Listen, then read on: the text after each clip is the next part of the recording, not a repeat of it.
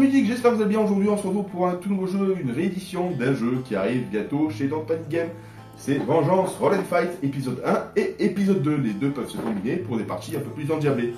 Donc du coup ça va être un run plutôt sympa où on va devoir amener notre personnage et détruire un gang rival. Et pour cela, on va se munir de dés avec des compétences bien spécifiques. Ça reprend l'ancien jeu Vengeance, qui était un gros jeu de plateau de chez Edge, qui prenait 120 minutes, qui mettait énormément de temps, parce que là, on se retrouve avec des plateaux, des fiches personnages, où tout peut être écrit dessus. C'est plutôt sympathique.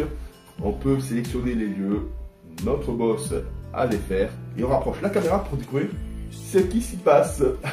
Et voilà les amis, j'ai rapproché la caméra, on découvre ensemble épisode 1 Vengeance Roll and Fight. Il y a deux épisodes, deux jeux bien différents qui se complètent bien évidemment. C'est de David Turski, Norali Lubers et Gordon Galeja. C'est de chez Don't Panic Games et ça sort très prochainement. Vengeance Roll and Fight est un véritable film d'action sous forme de jeu qui se divise en deux épisodes, comme je l'ai expliqué. Vous en êtes le héros déterminé à éliminer les gangs qui sévissent dans votre ville. Chaque épisode peut se jouer de 1 à 4 joueurs. Les parties durent environ une demi-heure. Ce qu'il faut savoir aussi, c'est que c'est pour 14 ans et plus, parce que c'est un contenu plus ou moins mature. Les illustrations sont d'Alex Torvenius et Robert Samlin, et l'atmosphère du jeu me fait penser un peu à Kill Bill. C'est plutôt sympathique. On va devoir se défaire de brutes épaisses. Donc, pour commencer, chaque joueur va sélectionner son héros, donc ils sont au nombre de 4. Donc il y a Kaja avec sa capacité, Little Gudrun avec sa capacité, Johnny Silverhand, donc du coup lui va être présenté justement lors de cette présentation de jeu. Si vous tuez 2 ennemis ou plus dans la même salle sans déplacement avant ou après, vous subissez une blessure. Et le dernier, Shadowman, un ninja des temps modernes. Lorsque vous tirez sur une brute, esquivez-le au lieu de le blesser. Chaque joueur reçoit aussi un plateau individuel ainsi qu'une carte boss sélectionnée aléatoirement. Donc voici un peu la gueule des fameux boss du jeu de l'épisode 1 bien évidemment. Donc ici vous avez les points de vie du boss et à ce niveau là vous avez sa capacité.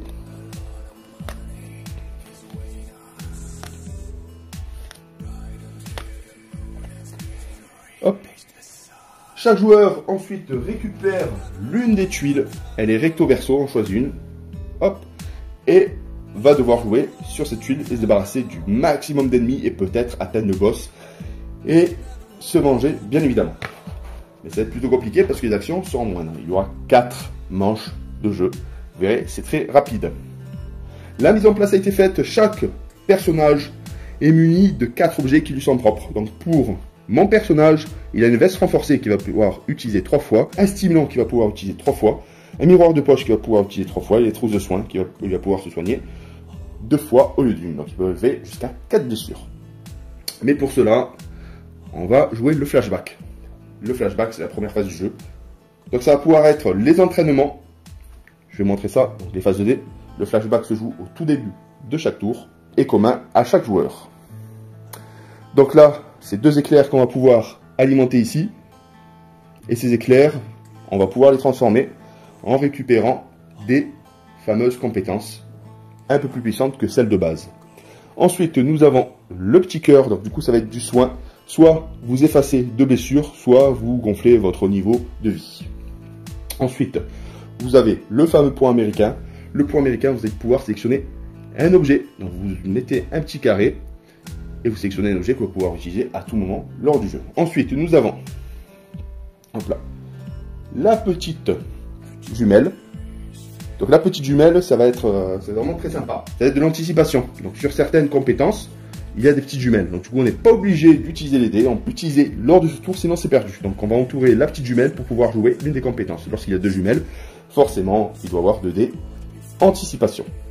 On peut jouer les anticipations à ce niveau-là. Et lorsqu'on récupère ces fameuses compétences, lorsqu'elles sont acquises, on va pouvoir les utiliser à ce niveau-là. On continue avec la possibilité, le choix des deux, soit de prendre un objet, soit de récupérer 2 points de compétence. Et pour terminer, la fameuse étoile. Donc l'étoile, c'est la collecte. On coche l'emplacement le plus à gauche de notre butin, à ce niveau-là, ou on peut faire n'importe quelle action flashback.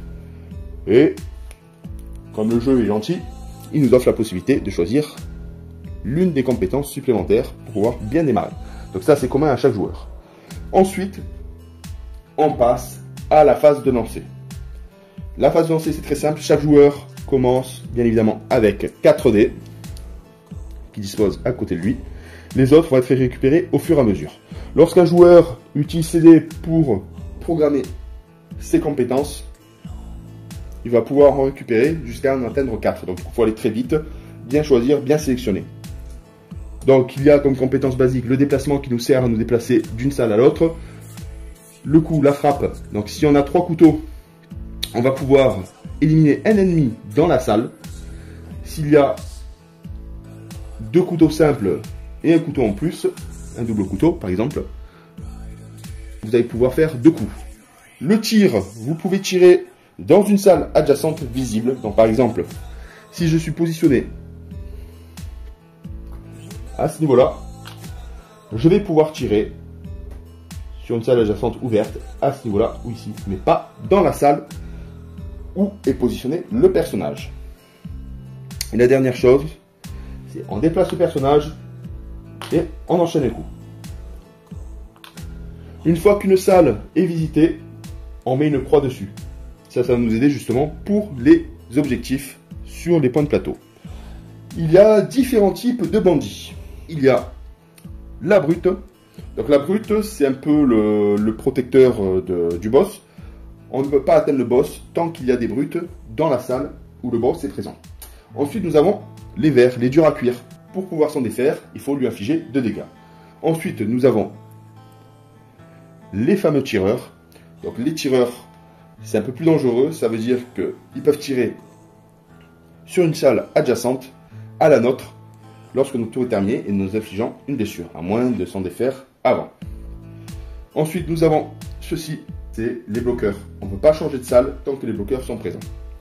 Et pour terminer, nous avons les hommes de main.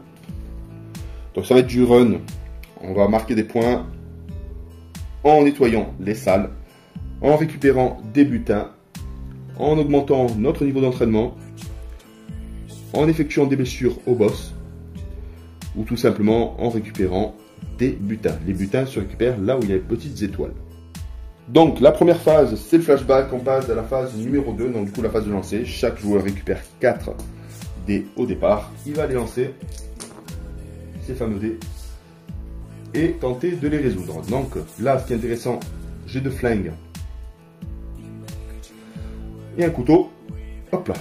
Donc du coup, je peux mettre une compétence sur le tir. Là, il me reste un dé, j'en récupère 3. Le joueur fait de même, hein, c'est simultané. Continue à relancer. Hop là. Donc là, j'ai un couteau double et un autre couteau double. Ça veut dire que je vais pouvoir faire un coup de frappe 2 fois. Ça, c'est plutôt sympa. Je récupère les dés autant de fois que je peux. Hop, le joueur va faire de même. Donc du coup, là, ça réduit vachement. Si on tombe, admettons, sur des gouttes. Donc les gouttes sont un peu compliquées. Ça nous bloque et on ne peut pas les relancer à ce moment-là. On va pouvoir justement relancer les dés blancs autant de fois qu'on veut. Et une fois qu'on positionne une compétence, on peut relancer ces fameux dés. Sinon, c'est bloqué. Et si on ne peut plus en jouer, ça nous fera perdre des points de vie. Donc là, du coup, je vais garder celui-là, je vais relancer l'autre. Hop, voilà, c'était le truc. Là, j'ai réussi à faire 2 déplacements, je le positionne à ce niveau-là. Je peux relancer des 2 dés, j'en récupère 2. Mais bon, je pense que l'adversaire va faire de même, et ainsi de suite.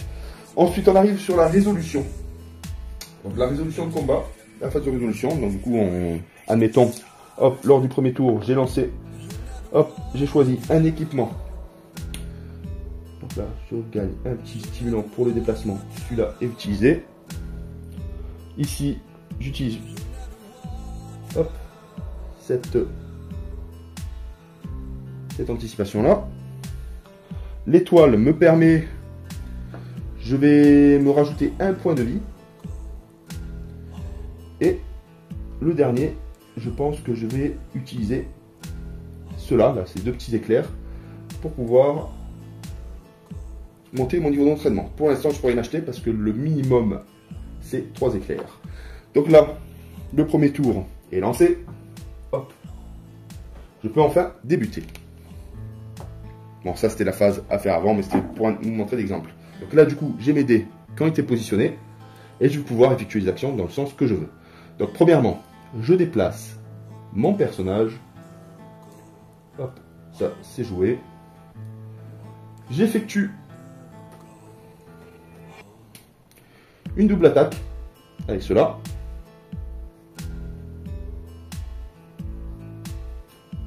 Donc là, c'est visité. J'effectue un tir sur une salle adjacente.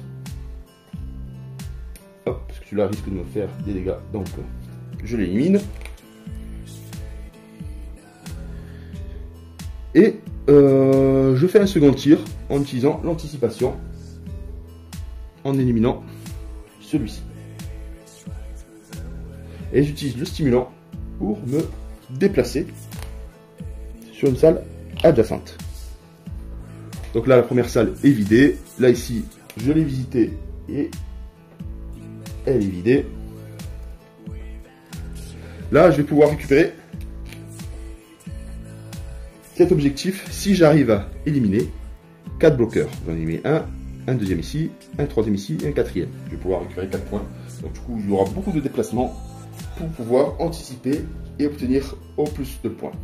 Voilà, la première phase est finie. On passe à la seconde phase. Donc on relance des flashbacks.